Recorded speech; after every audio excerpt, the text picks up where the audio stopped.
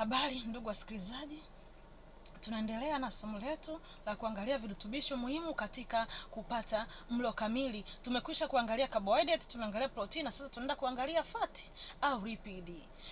Fati ndani ya mwili ni muhimu sana kwa afya ya binadamu kwa sababu inasaidia kuhakikisha mwili unapatiwa nishati inayotakiwa. Na ni chanzo kizuri sana cha nishati. Lakini pia kutunza joto ya mwili, lakini pia inasaidia katika kutengeneza utando wa seli, yani cell membrane, kutengeneza homoni ikiwemo na homoni za uzazi, lakini pia inasaidia kufyonzwa kwa baadhi ya vitamini, kwa mfano vitamini A, vitamini D, vitamini E na vitamini K. Kwa hiyo uwepo wa mafuta unasaidia katika ili eneo. Na hizo ni baadhi tu ya kazi za mafuta mwilini. Kwa hiyo utaenda kuona ni namna gani mlo kamili ni muhimu. Tunaangalia hilo eneo la mafuta.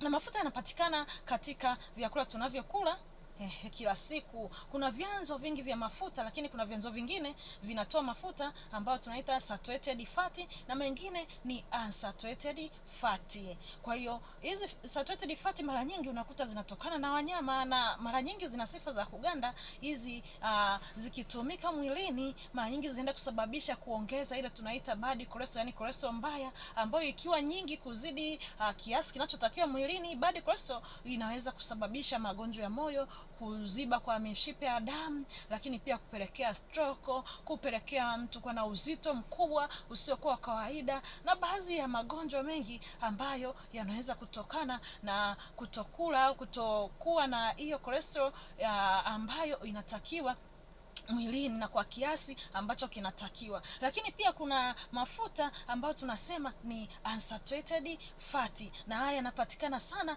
kwenye mafuta hasa ya mimea, kwa mfano mafuta ya alizeti, mafuta ya mizeituni, mafuta ya soya, lakini pia na kwenye samaki kuna kitu kinaitwa omega 3 na omega 6. Hayo ni mafuta yanasaidia sana katika kuimarisha pia ubongo. Ni mafuta ambayo tunasema ni vizuri mtu akapendelea kutumia mafuta ya staili hiyo kwa sababu yanasaidia kuongeza cholesterol nzuri mwilini, ambayo ni high density lipoprotein, ambayo ikiongezeka mwilini itasaidia kuhakikisha mwili unaweza kukaa kwenye hali ambayo inatakiwa na kubalance level ya mafuta ndani ya mwili.